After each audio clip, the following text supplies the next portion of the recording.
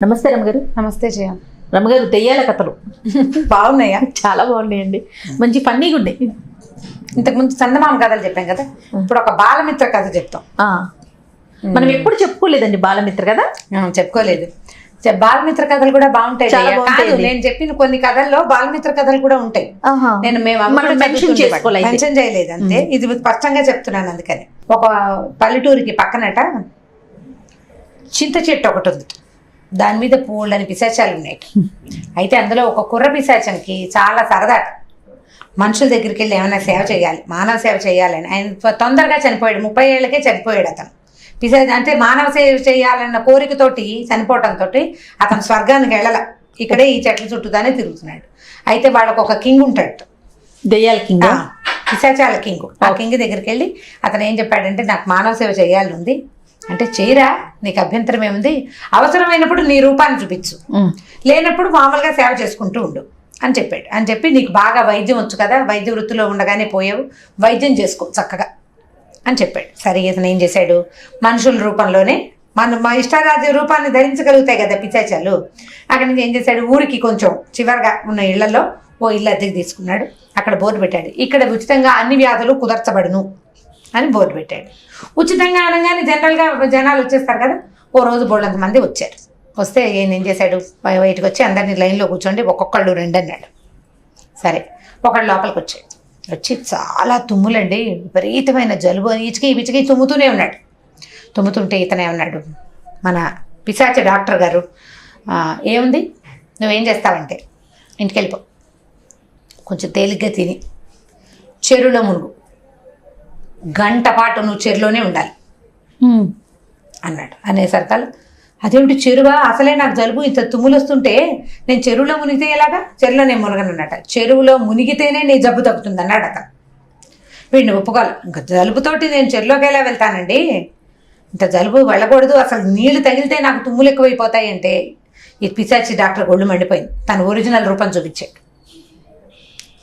నేను చెప్పిన వైద్యం చెప్పినట్టు చేయకపోయేవా, రక్తం తాగుతాను నీది, చెప్పినట్టు చెయ్యి, చెరులో మునగాలి నువ్వు, దాంతోటే నీ జబ్బు కుదురుతుంది, వెళ్ళిపో అని పంపించేశాడు. ఇంకోటి వచ్చాడు, రెండోవాడు. వాడు కాలు కొంచెం ఏదో కుంటే ఏమైంది, కాలు లిగమెంట్ టేర్ లాంటిది ఏదో లేదా ఎముక లాంటిది కొద్దిగా విరిగి పక్కకు పోయింది. అయితే ఏమైంది, అక్కడ ఊళ్ళో ఉన్న వైద్యుడి దగ్గరికి వెళ్ళాడు. ఇంతకు ముందు వచ్చిన జలుబు ఆయన కూడా ఊళ్ళో ఎంతమంది వైద్యుల్లో ఉద్ధరించాడు, ఎక్కడా కుదరలేదు ఆయన రోగం. ఇక్కడికి వచ్చాడు, ఉచితంగా అయినా చూద్దామని. ఈ కాలు వాడికి ఏమిటంటే సమస్య, కొంచెం ఎముక పక్కకి తప్పింది, దాన్ని సెట్ చేయడానికి ఊళ్ళో ఉన్న వైద్యుడి దగ్గరికి వెళ్తే ఆయన ఒక 500 రూపాయలు పెట్టుకోమన్నాడు. 500 వరహాలు, అది చాలా కష్టసాధ్యం, దాన్ని గట్టిగా నొక్కి పెట్టాలి, మా కర్రలు పెట్టి కట్టాలి, ఒక 4 రోజులు నువ్వు ఒక కదలకుండా ఉండాలి, అప్పుడు కానీ కుదరదు, ఇది కష్టసాధ్యమైన సంగతికి నీకు మత్తి ఇవ్వాలి, 500 వరహాలు తెమ్మంటే వీడికి నెలకు 100 వరహాల జీతం, 500 ఎక్కడి నుంచి తెస్తాడు, దాంతో వీడు సర్దుకున్నాడు. అందుకని అలాగే ఒక చంకల కింద ఒక కర్ర పెట్టుకుని చంకర్రలతో తిరుగుతుంటారుగా, అటగే కుండుకుంటూ టుక్కుటుక్కని తిరుగుతున్నాడు. వచ్చాడు, ఏదో ఉచితంగా కట్టకడతారేమో చూద్దామని. ఈయన అన్నాడు, సరే ఓ పని చెయ్యి, ఊళ్ళోకి వెళ్ళి పాటలు పాడుకుంటూ తిరగాలి ఊరంతా, నువ్వు ఎవరైనా వెంట పడితే అప్పుడు చూద్దామన్నాడు. అనేసరికల్లా వీడేమన్నాడు, పాటలు పాడడం అంటే నాకు కూడా ఇష్టం, ఊళ్ళో ఒక 2 గంటలు తిరగాలి, వెంట పడక్కర్లా, ముందు ఊళ్ళో తిరగాలి, 2 గంటల పాటు పాడమన్నాడు.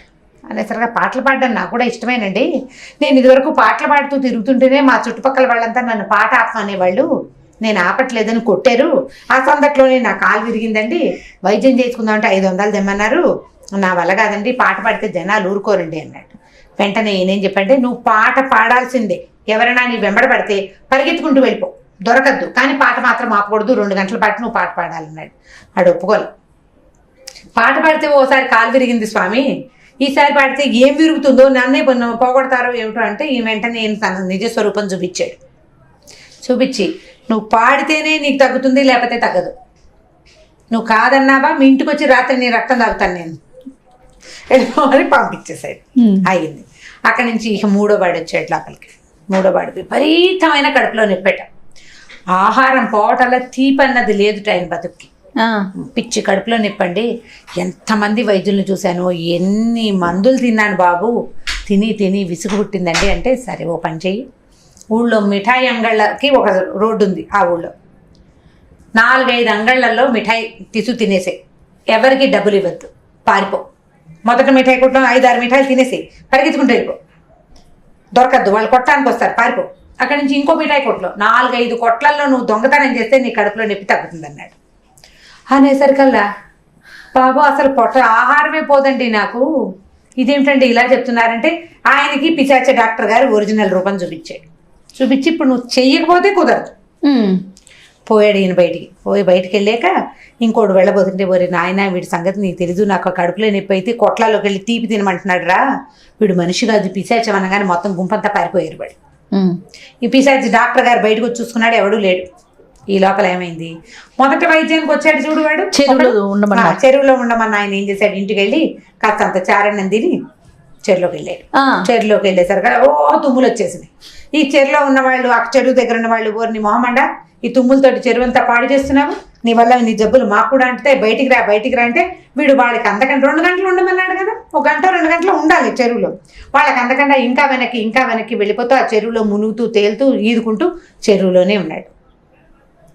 ఉండి 1 గంటన్నర 2 గంటలు అయ్యాక బయటకు వచ్చాడు. అప్పటిదాకా గట్టు మీద కూర్చున్న ఒక ముసలాయన, ఒరే నువ్వు తుమ్మట్లేదురా అన్నాడు. అప్పుడు ఈ తుమ్ములు ఆయనకి తెలిసింది, తను 2 గంటలు నీళ్లలో నానేసరికి సంవత్సరాల తరబడి వేధిస్తున్న తుమ్ముల జబ్బు వదిలిపోయింది. బడికి తుమ్ములు లేవు, ఇంకా జలుబు తగ్గిపోయింది. ఇంటికి వెళ్ళాడు, శుభ్రంగా మధ్యాహ్నం తిన్నాడు, హాయిగా ఉన్నాడు. అక్కడి నుంచి రెండో వాడిని ఏం చేయమన్నాడు, రోడ్డు మీదకి వెళ్ళి పాట పాడమన్నాడు కదా, వీడు పాట పాడడం మొదలుపెట్టాడు. జనాలు వెంబడబడ్డారు. అయినా సరే వీడు పరిగెత్తడం మొదలుపెట్టాడు. మొదటి టిక్కు పరిగెత్తాడు, తర్వాత ఎలాగో మొత్తాన్ని పరిగెత్తేస్తున్నాడు. ఆ వీధులు ఈ వీధులు అన్నీ తిరిగాడు. ఒక 2 గంటలు గడిచిన తర్వాత ఒక చుట్టాలు ఆయన కనపడి, ఏమిట్రా నీకు పక్కన కాలు నిప్పి, కాలేమో విరిగిన వాడివి, రోడ్ల మీద పడి తిరుగుతున్నావు ఏమిట్రా, ఇందాక ఎగువ వీధిలో కనిపించావు, ఇప్పుడు దిగువ వీధిలో కనపడుతున్నావు, ఆ పరుగేమిట్రా, కర్ర ఎదురా చంకలోది నీది అన్నాడు. అప్పుడు చూసుకున్నాడు ఇతను, తన చంకలో కర్ర లేదు, తను పరిగెడుతున్నాడు, ఎప్పుడో కర్ర జారిపోయింది, కాళ్ళు 2 మామూలుగా ఉన్నాయి, ఆ కాలు సెట్ అయిపోయింది, పనిచేసింది వైద్యం, బాగుంది. అక్కడి నుంచి మూడో వాడు స్వీట్లు తినము, ఒక అంగట్లోకి వెళ్ళాడు, 2 స్వీట్లు నోట్లో వేసుకున్నాడు, వాళ్ళు వెంటపడ్డారు, పరిగెత్తాడు ఇంకో అంగట్లోకి.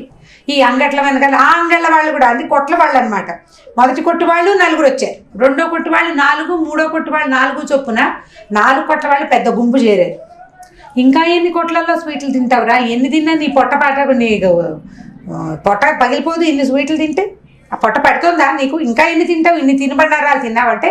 అప్పుడు ఇతనికి ఏం తట్టింది, ఒక్క స్వీట్ కూడా నోట్లోకి పోని తను 4 కొట్లలోనూ స్వీట్లు తినేసాడు. పొట్ట నొప్పి లేదు, శుభ్రంగా లోపలికి వెళ్ళిన స్వీట్లు చక్కగా లోపల కూర్చున్నాయి, కడుపులో నొప్పి తగ్గిపోయింది, అన్నీ పోయింది. అబ్బో చాలా విచిత్రంగా ఉంది. ఈ జనాలంతా ఏం చెప్పుకున్నారు, ఆల్రెడీ పిశాచం వైద్యుడిగా వచ్చింది అన్న మాట చెప్పుకునేసరికి గ్రామాధికారికి తెలిసింది ఈ సంగతి. ఆయన ఏం చేశాడంటే ఆ ఊళ్ళో ఒక మంత్రాల మరిడయ్యని పిలిచాడు. ఏమిట్రా నాయన, ఊళ్ళో ఏవో పిశాచం డాక్టర్ వేషంతో తిరుగుతోందిట,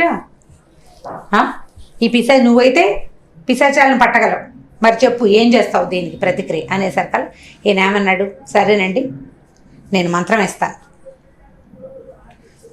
ఎవరైనా ఏ వేషంలో ఉన్నా సరే పిశాచాలన్నీ వచ్చి ఇక్కడ నుంచుంటాయి, మీరు ఏ శిక్ష ఏమంటే ఆ శిక్ష వేసి పంపిస్తాను అని చెప్పాడు. సరే ఆయన చాలా పెద్ద డామ్డుమని పెద్ద హోమం చేశాడు, పెద్దగా గందరగోళంగా మంత్రాలు చదివాడు, 10 నిమ్మకాయలు కోసాడు, 2 కోళ్ళను కోసాడు, 1 మేకనిచ్చాడు. మొత్తానికి ఇవన్నీ జరిగిన తర్వాత ఒక గుంపు జనం గ్రామాధికారి ఇంట్లో ప్రత్యక్షమయ్యారు. ప్రతి వాళ్ళు మెడలు పుచ్చుకుని చేతులు పుచ్చుకుని లాగబడి వచ్చినట్టుగా కనపడుతున్నారు. తీరా చూస్తే ఈయన కూడా వచ్చేసాడు, ఈ మంత్రగాడు కూడా. ఆ వచ్చిన మొత్తం గుంపు ఆ ఊరి డాక్టర్లు, పిశాచాల వేషంలో తిరుగుతున్న వాళ్ళు ఆ ఊరి డాక్టర్లు. ఓహో, కానీ అసలు పిశాచం ఏదైతే డాక్టర్ వేషం వేసుకుని తిరుగుతుందో అది మాత్రం రాదు, అది వెళ్ళిపోయింది వాళ్ళ ఇంటికి. ఇప్పుడు వీళ్ళు మనుషుల రక్తం పీల్చుతున్న వాళ్ళు డాక్టర్ల అవతారంలో ఉన్న మనుషులు. ఈయన రామాధ్ గారు వీళ్ళంతా మనుషులే, వీళ్ళెవరూ చచ్చిపోయిన వాళ్ళు కాదు, ఇదేమిటి ఇలా అయిందంటే మంత్రగాడు అన్నాడు, మీకు అర్థమవుతోందా, పిశాచం నిజంగా వైద్యం చేయడానికే వచ్చింది, అది చెప్పిన 3కి జబ్బులు తగ్గిపోయినాయి, 1 రూపాయి తీసుకోలే. ఆ 3 దగ్గర వీళ్ళందరూ తలా ఒక కొంత తిన్నారు. ఈ ఊళ్ళో ఉన్న రోగులందరి దగ్గర వీళ్ళు డబ్బులు పీలుస్తూనే ఉన్నారు. వాడు రక్తం పీలుస్తానన్నాడు, వీళ్ళు డబ్బులు పీలుస్తున్నారు. వీళ్ళే నిజమైన పిశాచాలండి. మంత్రం పనిచేసింది. వీళ్ళు మనుషుల రూపంలో ఉన్న పిశాచాలు డాక్టర్లు. రోగుల్ని జలగల్లాగా పిలిచి వాడు జబ్బు తగ్గకూడదు, జబ్బుతో ఉంటూ ఉండాలి వాడు, అప్పుడే కదా మనకు డబ్బులు వస్తాయని ప్రయత్నం చేస్తున్నారు వీళ్ళని అన్నాడు. అనేసరికి వాళ్ళంతా సిగ్గుపడి చాలా తలదించుకున్నారు.